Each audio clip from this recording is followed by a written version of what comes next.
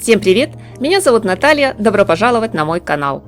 На неделе моды в Париже, где каждый именитый бренд стремится очаровать или, скажем так, заворожить роскошными модными образами собравшуюся на показе публику, состоялась презентация коллекции весна-лето 2023 от модного дома Christian Dior, созданной под руководством Марии Грации Кюри. В этом сезоне дизайнер вдохновлялась средневековьем. Основой коллекции стали пышные юбки и длинные накидки, кружевные платья, блузы, корсеты и нательные сорочки из резного хлопка, которые модельер дополнила ультрасовременными парами. Топами с цветочным принтом, майками из прозрачного трикотажа, джинсами с низкой посадкой и обувью на платформе и изогнутом каблуке, надетыми поверх гольфов. Креативный директор легендарного дома моды сегодня решила убежать как можно дальше от окружающей реальности и погрузила публику в атмосферу барокко. Кюри представила на подиуме модную линейку одежды и обуви, вдохновленную королевой Франции и урожденной итальянкой Екатериной Медичи, одной из самых жестоких и влиятельных женщин в стране. Как объясняет сама дизайнер, идея коллекции заключалась в том, чтобы обыграть данную историческую отсылку и показать, насколько мода и власть находятся в диалоге. На фэшн-сцене был выстроен грот и крытая галерея. За величественными хитросплетениями скрывалась скромная картонная конструкция. Показ проходил параллельно с выступлением танцевального коллектива. Пока манекенщицы вышагивали вокруг арт-объекта, хореографическая труппа театрально изображала бал Медичи.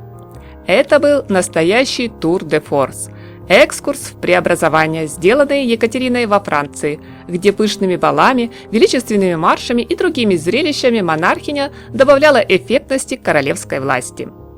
Осиротевшая в раннем детстве, она несколько лет провела в монастырях, где обучилась плетению кружев. Потом Медичи привезла этот навык во Францию. Кружева и тонкая вышивка придали чувственности, тонкости и искусности многим представленным на подиуме образом. В цветовой палитре модных нарядов Кюри сделала ставку на белый, золотой и большое количество черного цвета. Это также очередной реверанс в сторону сильной монаршей персоны. Именно она сменила в Европе цвет траура с белого на черный. 30 лет Екатерина Медичи провела во вдовстве, и почти все эти 3 десятилетия носила черное. Отсюда и ее прозвище «Черная королева». В новой модной линейке насыщенный черный идеально контрастирует с безупречной чистотой белого.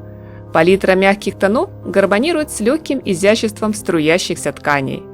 Виртуозное мастерство рукоделия, включая различные техники вышивки и плетения кружева, кроше, превосходно сочетается с натуральными органическими материалами, такими как раффия, что придает модным нарядам штрихи современного стиля. При дальнейшем просмотре видеоряда, друзья, вы вряд ли оставите без внимания прекрасные цветочные принты, создающие сказочный образ темного и мерцающего зимнего сада.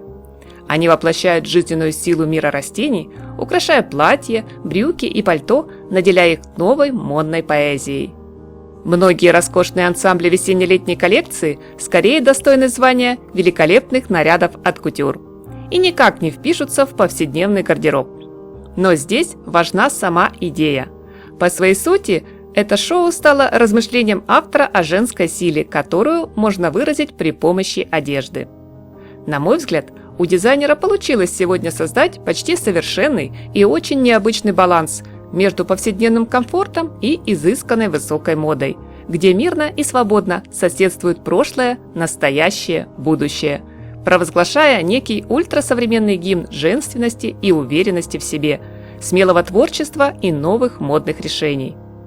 В коллекции есть немало интересных деталей, мнение которых всем зрителям, я уверена, будет интересно узнать из ваших, друзья, комментариев под этим видео.